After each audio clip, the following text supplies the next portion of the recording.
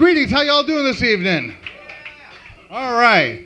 I have a question. We're going to start with a question here. Who's actually dated or met someone off online dating service or Facebook or MySpace, anything like that?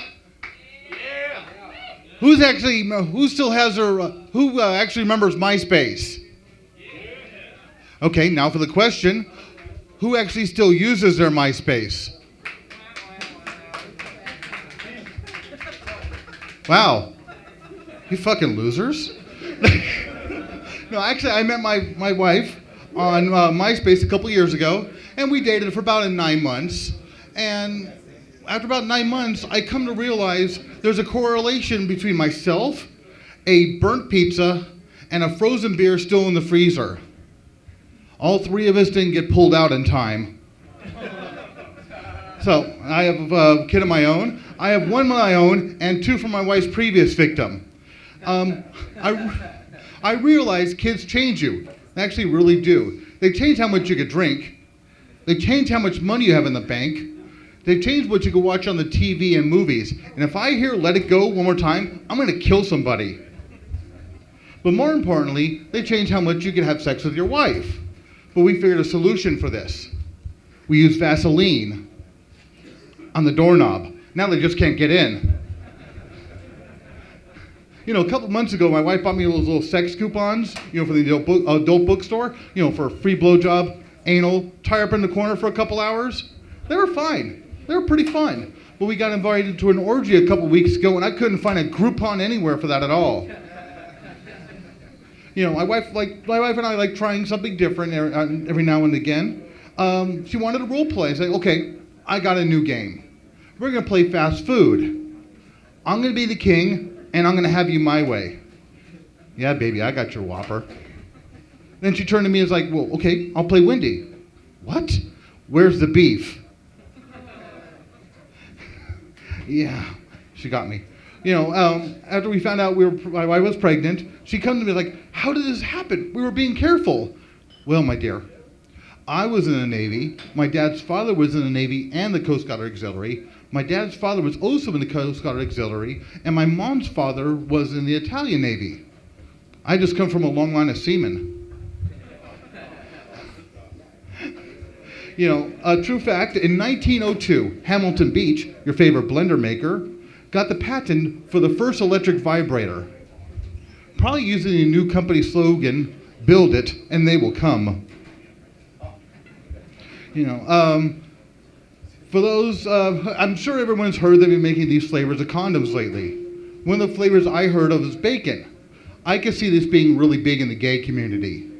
The downside would be, they probably taste like shit afterwards. Also about condoms, Bill Gates, the founder of Microsoft, has actually put up $100,000 for someone to make the next generation condom. I wouldn't use it. Would you? Would you use a condom from a guy who called his company Microsoft? And Microsoft is so well known for their virus protection. Probably end up just blue screening your balls. I was thinking about someone talked to me, well, what's your biggest fear? I thought about it for a minute. It's like, my biggest fear would be a female bodybuilder mistress with roid rage and on PMS. Okay, well, that went well. I like screwing with people. They're easy, because a lot of times they hear, but they don't listen. You can say, screw you, have a great day. Well, you too, be safe. All right, bye, idiot. But you can also, when people sneeze, and there's times where I say, I bless you, and they'll say, thank you. Well, you're welcome. It just feeds that little megalomania ego that I need stroked every so often. But I fix computers for a living, and this one lady was ranting and raving how much she loved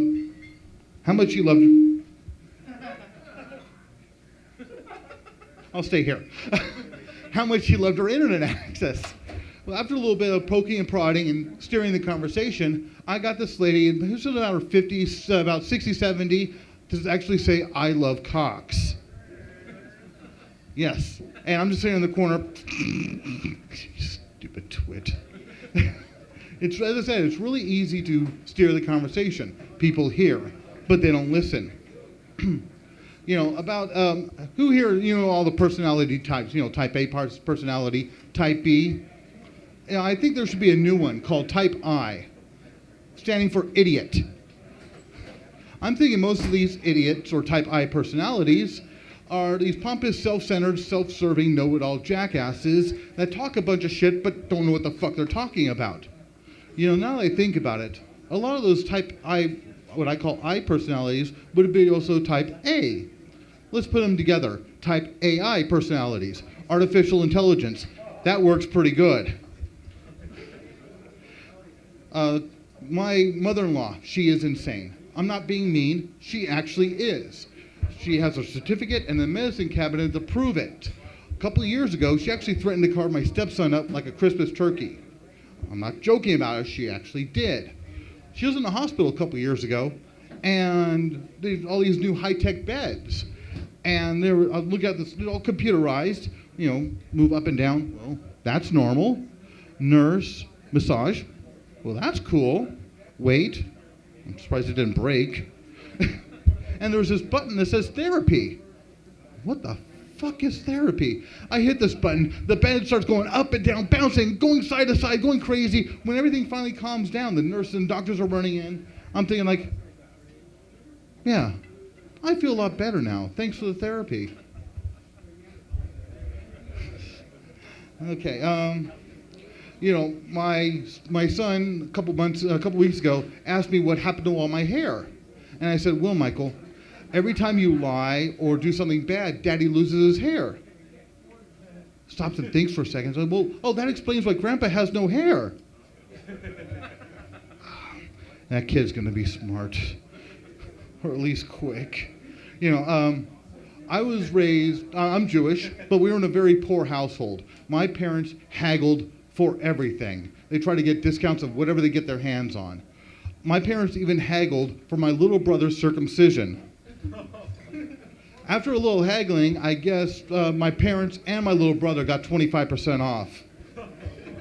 But I found out the rabbi did demand that he gets to keep all the tips. As I said, I'm Jewish, I was raised very poor. Our Hanukkah menorah only had 4 candles instead of 8.